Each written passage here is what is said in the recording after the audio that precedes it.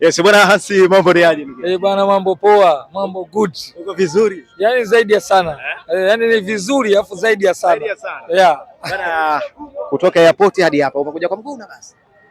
Mimi nisiseme uongo bwana. Mimi nilipanda bodaboda. Ila appreciate kwa mashabiki wote ambao walikuja kwa mguu kutoka airport mpaka hapa. Appreciate kwao. Yaani ni jinsi gani kwamba wana mapenzi na Simba. Jinsi gani wana mahaba na Simba. Mashabiki wametoka airport, mimi mpaka nikaanza najiuliza, tutaacha njiani, lakini mpaka tumefika hapa kwa beach. Mashabiki wengine wamekuja kwa miguu. Jana watu walifanya paredi na leo kuna Msimbazi Simba pia tumefanya paredi. Kile ambacho ulijaribu kukitazamia jana kwenye mitandao ya kijamii na hiki ambacho tumekifanya Simba leo. Neno lako kwenye mimi niseme tu kilichofanyika jana kama ni msiba, tunasema jana ni msiba umetokea, alafu leo sasa watu wanagawa ulisi. Mazishi na kwa bado watu walikuwa kwenye vilio. Wanagawa ulisi. Ina maana wakishagawa ulisi, kwenye kugawa ulisi kila mtu anaonyesha jino kwa sababu anajua kuna chochote kitu kinapatikana. Ndio kilichofanyika leo kwa Simba. Simba wameonyesha ukubwa. Na huu ndio ukubwa wa Simba. Siku zote sisi tukiwaambia Simba ni kubwa, wanakuwa hawaelewi tuna maana gani. Maana ya Simba kwa kubwa ni paredi tu la leo, unapata picha nzima unaelewa kama Simba kweli ni kubwa. Ndio hiyo tofauti ya paredi la jana na paredi la leo. Hata semaji umemsikia pale kasema, yani jana kulikuwa kama na vibaka, yani hawajulikani mashabiki wa Yanga wako wapi, hawajulikani ambao sio washabiki wa Yanga wako wapi. Lakini leo ukiangalia kuna nyekundu, kuna blue, kuna nyeupe. Ni mashabiki wa Simba wamependezesha barabara zote kuanzia airport mpaka tunaingia hapa Coco Beach. Yeah. Bwana Hansi, kumekuwa klabu hizi mbili kwa maana watani Young Africans na Simba ni watu ambao tunasema wanataniana. Jana watani walikuja Msimbazi pale na kutamba na kombe lao, lakini leo kidogo imekuwa sintofahamu, hakutaka mpite pale. Hii labda kwa upande wako unaizungumziaje, watani kutaka kwamba bana muishie huko mlipotoka? Na hii inakuonyesha picha kabisa kama ndugu zetu utani hawauwezi, kwa sababu wameshatutambia sisi zaidi ya mara moja. Kitendo cha kupita pale Msimbazi sio kama ndo wameanza kupita jana. Washapita sana, lakini sisi mwisho wa siku tunashangilia, tunawapigia makofi kwa sababu wao tayari wamefanyaje? Wamekuwa mabingwa. Lakini cha kushangaza leo sisi tunapita kwanza wamejaza vifusi. Unajua Iliza ile imefanya makosa sana kuipitisha kule. Nimeshangaa kina Ahmed Ally kufanya msafara upite kule. Ni kweli tutaka kuwatambia, lakini wenzetu njia yao ni mbovu. Ukiachana na njia kwa mbovu bado tena njia wameiziba.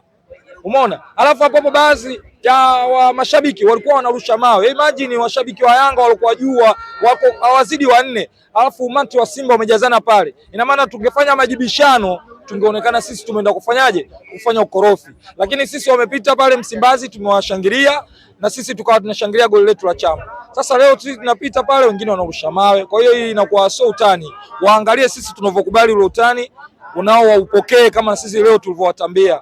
Kwa sababu sisi kama si chupu leo tulikuwa tuna vikombe vyetu 4 leo tunatembea navyo. Tulikuwa tuna vikombe 4. Kama isingekuwa ni bebe mambo. Leo tungekuwa na vikombe 4. Kikombe cha CRDB, kikombe ndio hiki, tungekuwa na kikombe cha NBC na kikombe cha wanawake. Si wanachukua? Sasa na ile la Muungano tungekuwa na makombe 4 leo tunawapitisha. Kwa hiyo ndugu zetu wamechukua ligi kuu lakini hawana furaha, hawana raha kabisa kama sisi wenyewe ambao tumechukua CRDB. Tuna furaha, tuna amani. Yani ni furaha kila mwana Simba unayemuona. Kile ambacho wamekifanya Simba siku leo kimekata ngebe zote ambazo mtani alikuwa. Yani jiji lote limepoa. Na baada ya Ahmed Ally jana kutangaza kesho kutakuwa na paredi tu, basi mitandao yote ilizima, ikawa mitandao imebaki kwa ya Simba. Mpaka hii leo yani story ni Simba tu sasa hivi. Kama hamna ligi, yani nahisi huko watu wanaoangalia huko wanaweza wakasema Simba ndio wamechukua ligi kuu. Ni mbona balaa limekuwa leo kuliko jana? Labda Hansi, timu imefanya vizuri hasa kutoka mzunguko wa pili. Tunaelekea sasa msimu ujao kwa maana tayari kumalizika kwa mchezo wa fainali ya kombe la shirikisho la ndani CRDB Federation Cup, tunafunga msimu. Simba akiwa bingwa kuelekea msimu ujao sasa, kipi ambacho ni matarajio yako kutokana na namna ambavyo Simba wamemaliza msimu? Mimi niseme tu kwamba kutoka kwenye dirisha dogo mpaka tunamaliza msimu, timu yetu ilibadilika katika hatua kubwa mno sana, na niseme jitihada za kocha wetu Steve Barker pamoja na benchi la ufundi lote na nguvu za wachezaji wetu. Kwa hiyo mimi naamini msimu unaokuja tutakuja kivingine zaidi. Nadhani viongozi wamwangalie Steve Barker nini anahitaji, na mahitaji zaidi kama tutapata striker force pale mbele pale, kwa kila mechi sisi kwetu ni kutupia magoli, basi naamini msimu ujao tutakapoanzia mpaka tutakapomalizia hakuna kitokiacha. Kitokee kikombe cha aina yoyote, sidhani kama tutakiacha. Hakuna ambacho Simba msimu ujao atashindwa kupita nacho. Yani hakuna, yani kwa hiki kikosi tutoka nacho hapa tukaenda nacho, maboresho wafanyike kidogo tu, watuongezee mbele kule mastreka wenye njaa. Mimi naamini msimu unaokuja kuanzia A mpaka Z tunachukua sisi vikombe vyote. Bwana Jeruti ameheshimisha na Simba kwa Iriza leo. Yule jamaa apewe heshima zake, na hajaanzia kwenye Iriza, alianzia kwenye jezi. Unajua leo hii mpaka jezi zetu sisi tunatambazazo za kuskani, alafu katika msimu ambao Simba wamevaa jezi, msimu huu ndo tumevaa jezi nyingi sana. Kwa sababu ya nini? Ya jezi ambazo alotutengenezea Jeruti. Ametuongezea, ametuletea Iriza. Lakini mimi niseme tu kwanza, katika msimu huu unaokuja Jeruti, unajua kwa nini si jezi zetu zinavuja?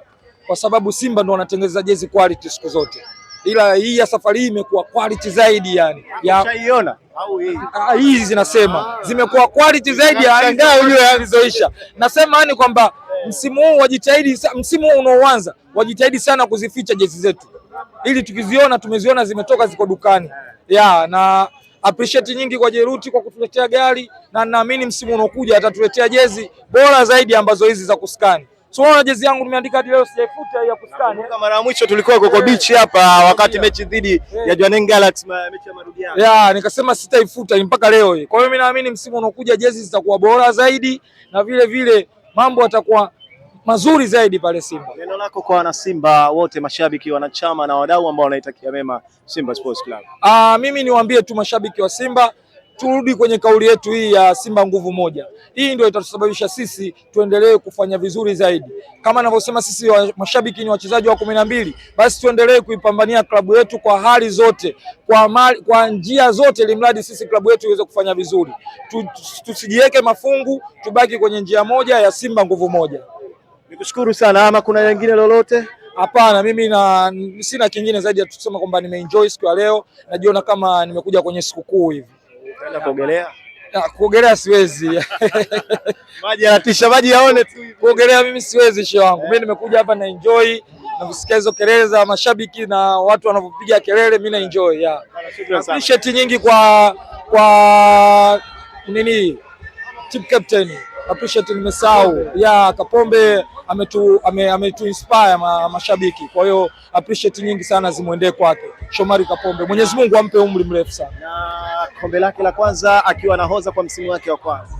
Ndio maana nasema hivi, Mwenyezi Mungu aendelee kumpa umri mrefu, kwa sababu ni nahodha ambaye amehamasisha kuanzia wachezaji hadi na sisi mashabiki. Kama mechi ya mwisho alituhamasisha sisi tuende Pemba tusiwaangushe, ili tukashangilie nao kwenye mechi ya mwisho, na ndio hii leo hii imetupa hili kombe. Bwana, nikushukuru sana. Asante sana.